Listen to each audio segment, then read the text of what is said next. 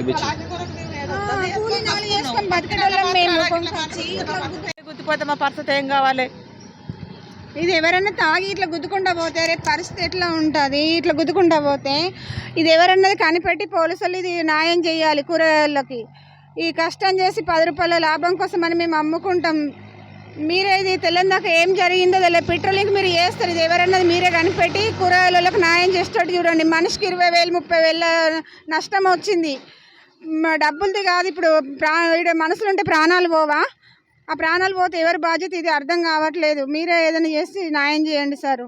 అంత ఆగమాగమైంది. 10-15 వేల మాలు మొత్తం నష్టమైంది సారు. మీరేనేమన్నా న్యాయం చేయాలి, కనిపెట్టురు ఎవలో. మరి ఇక్కడ పొద్దున్న కూడా ఇట్లా వండుకుంటాం జరసేపు, బాణాలు అయితే పోతుంటాం. అవి ఇవే ఉన్నాయి, బండి అయితే లేదు. ఏ బండి అన్నది తెలియదు సారు. ఇది ఎవరన్నా కనిపెట్టండి. మీరు నైట్ అంతా పెట్రోలింగ్ చేస్తారు, మీ మీద ఆధారపడే కదా మేము బతకడానికి అమ్ముకుంటాము. ఇంటికి మోసుకపోలేక ఏదో ఇక్కడ పెట్టుకొని పోతాం మేము. ఒకవేళ నిద్ర ఇన్నే పోదామని నిద్ర ఇక్కడే పోతే ప్రాణాలు పోతాయి కదా. ప్రాణాలు పోయినా కూడా ఇలాగే వదిలేస్తారా సార్? మీరు చూసి కాపాడండి సార్ మమ్మల్ని అందరినీ, కూరగాయల వాళ్ళందరికీ న్యాయం చేయండి సార్. ఇది ఎవరైనా కనిపెట్టి వాళ్ళ మీద చర్య తీసుకోవాలా సార్? మీరు దీని మీద ఆధారపడి మేము బతుకుతున్నాం సారు.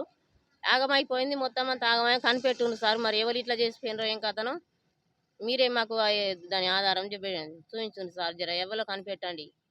ఉపాధి కోసం అంటూ రైతుల దగ్గర ఇక కాయగూరలు కొనుకొచ్చి ఇక్కడ రోడ్డు పక్కన మార్కెట్లో అమ్ముకోవడం జరుగుతుంది.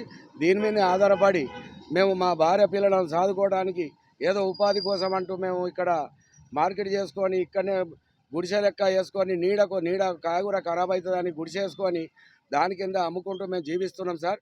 ఇది ఎవరో ఈ నైట్ ఇది ఇట్లా మొత్తం ఇగో ఇలా జరిగింది. నైట్ ఎవరో తొక్కిచ్చారు, మా మాల్ ఖరాబ్ అయింది. 20-30 వేల నష్టం జరిగింది. కాండబాట్ల కాడికి వెళ్ళి తొక్కిచ్చి బాగా నష్టం జరిగింది. కాబట్టి ఇది మీరు ఎలాగైనా పట్టించుకొని మాకు న్యాయం చేయాలని కోరుతున్నాం సార్. అయితే మేము కూరగాయలు పొద్దున దాకా ఇక్కడ అమ్ముకుంటాము. ఈ ఎండ కొడుతుందని ఏదో మేము దీని మీద మాకు ఆధారం, ఏదో ఎండ కొడుతుందని మేము ఇంత చిన్నగా మామూలుగా గుర్తు చేసుకుంటాం. నీడకు వేసుకొని కూరగాయలు మా బతుకుదేరు ఇదే.